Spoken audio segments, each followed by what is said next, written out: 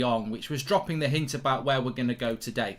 So you can see on the screen, this was yesterday afternoon. Wages for De Jong are huge, absolutely huge. So what's basically happened with Manchester United and Frankie De Jong over the last, I don't know, 48 hours, 24 hours, 3 days, there's been a big development around what's happening with Frankie De Jong. Now, I'm not going to say it's going to happen next week, but I think it's going to happen next week. I think it could happen.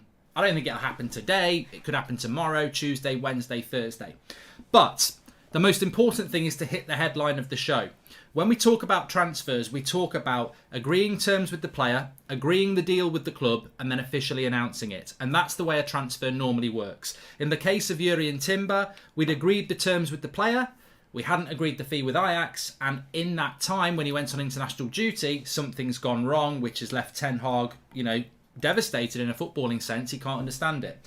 With Frankie De Jong, there was people saying we'd agreed terms with Frankie De Jong weeks ago. We never did. Frankie De Jong doesn't want to leave Barcelona, and Frankie De Jong would not negotiate with Manchester United because he felt that there was a chance he was going to stay at Barcelona. Something's changed in the last couple of days in relation to that, and Frankie De Jong has accepted Manchester United's terms with his agent in the sense that this deal looks like it's going to happen. These are the wages, these are the signing on fee, etc, etc. Those things have to be done. We can't just agree a fee with Barcelona this week and then start dealing with terms for 2 or 3 weeks after that.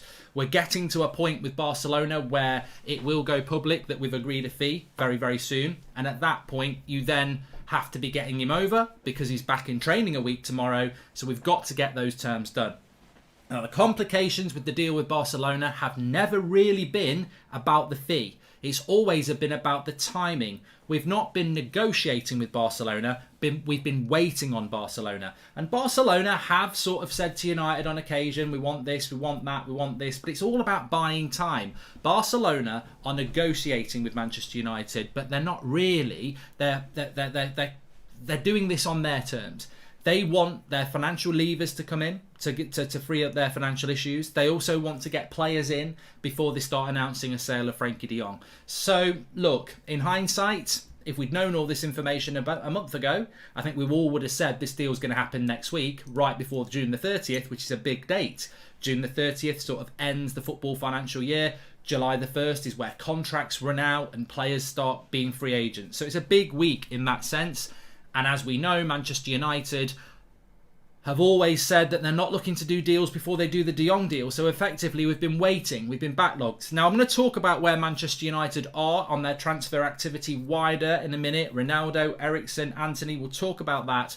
But it's been a very negative few days. It has. We had the dividends. We've had the lack of transfer activity. We've had other clubs doing business. But I really do sense that, from what I've been told, that Manchester United are looking at having a positive next couple of weeks. And mainly that is because there's been big developments with De Jong over recent days. I wouldn't say hours, but recent days. And also, we finally are at a point where De Jong and his agents have at least indicated to us that's the package we would want. And we couldn't do that up until recently because there was still a belief that Barcelona would keep De Jong, and he didn't want to be negotiating, talking about wages, because he didn't want to show Barcelona that there was a willingness from his side to leave. He always wanted Barcelona to basically say, you're leaving. This opens up a lot of things. I don't know whether you saw what Gerard Romero said, that there's compensation that is owed to Frankie De Jong from Barcelona in relation to his contract, that if he did end up staying at Barcelona, he would have to take a pay cut. So there's all sorts of issues going on there. But the bottom line is, what the bottom line always has been, Barcelona want to sell Frankie De Jong, Manchester United want to buy Frankie De Jong, and Frankie De Jong basically is now stuck in a situation where that's been made very clear to him, and now he's having the grown-up conversation that Barcelona is selling him, and this is what money I want. And what I would say is, there's a lot of positives in there, isn't there? There's a lot of positives. Getting those personal terms with the player, you've got to agree terms with the player. Doesn't matter what we do with Barcelona, we've got to agree terms with the player. That has happened. We now move forward with this finalisation with Barcelona. But that's a positive. I like Frankie De Jong. There's a video on the channel about what Frankie De Jong is and what he'll bring to the channel. Welcome to the Members Club, Connor. Now the reality, I don't know whether you're going to like this or not, the wages are huge. Now I don't know what the wages are. I don't know what the wages are. The reason I tweeted it yesterday is because all I got was the wages are huge, absolutely huge. I don't know what that means. I don't know whether that means we're giving him 300 grand a week and he's getting a £10 million signing on fee. I don't know whether that means we're giving him 375 grand a week. I don't know what the actual figure is. All I know is it's north of 300 grand and it's a very big package to make Frankie de Jong happy to come to Manchester United, because it's very important that when Barcelona do finalise this deal with us, and Frankie de Jong has to come to Manchester United with a smile on his face, and he has to come to this club willing to work. Fortunately, we've got a good relationship between Ten Hag and Frankie de Jong, but let's be honest, we are taking a player that really would like to stay at Barcelona. But he's a realist. He can't stay at Barcelona. They don't want him. If you're married to your dream girl or boy, and they say they don't want you anymore, you know, you've got to go. And basically that's what Frankie de Jong's got to do. He's got to go out and build a life somewhere else. And Manchester United's the place for him to do that.